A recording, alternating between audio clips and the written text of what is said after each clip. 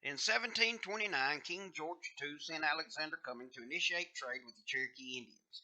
The Cherokee Nation had no concept of a supreme leader. Each village was ruled autonomously by its own chief.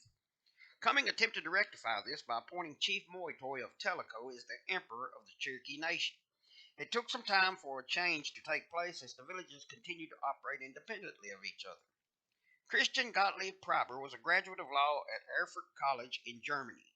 He then became a Jesuit priest, but because of his beliefs, he was forced to leave the church.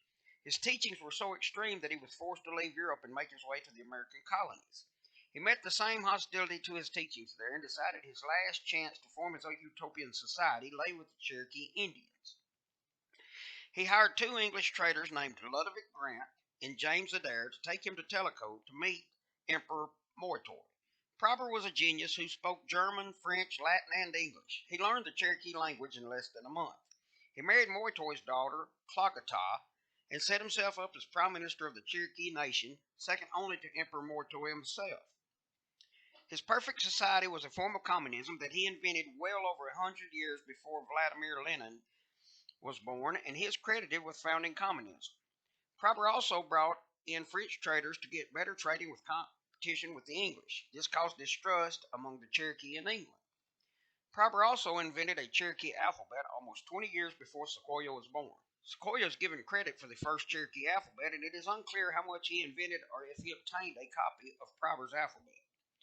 South Carolina colonial governor William Bull was ordered to have Priber arrested by King George II. William Bull would send two expeditions to Tellico attempting to arrest Priber, but both failed. Ironically, Governor Bull was the great-grandfather of Confederate Brigadier General Thomas Fenwick Drayton.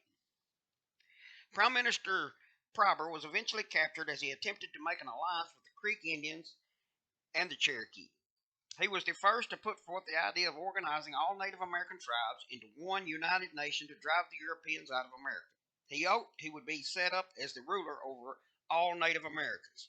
Tecumseh is often credited with being the first person to adopt the idea of uniting all Native Americans against the encroaching settlers, but he was not born until about 15 years after Priber attempted the same thing. Priber was held at St. Simon's Island on the Georgia coast as a political prisoner for the rest of his life. General James Oglethorpe was the commander of Fort Frederica on St. Simon's Island and gave Priber lots of freedom. He allowed him to roam the town, plant his own garden, and even bring his Cherokee wife to live with him. Christian Priber lived with his wife and two daughters in a private room just above the entrance to the British soldiers' barracks. He died in this room in 1744 of fever. He rests today in Fort Frederica's old burial grounds. He was 46 years old.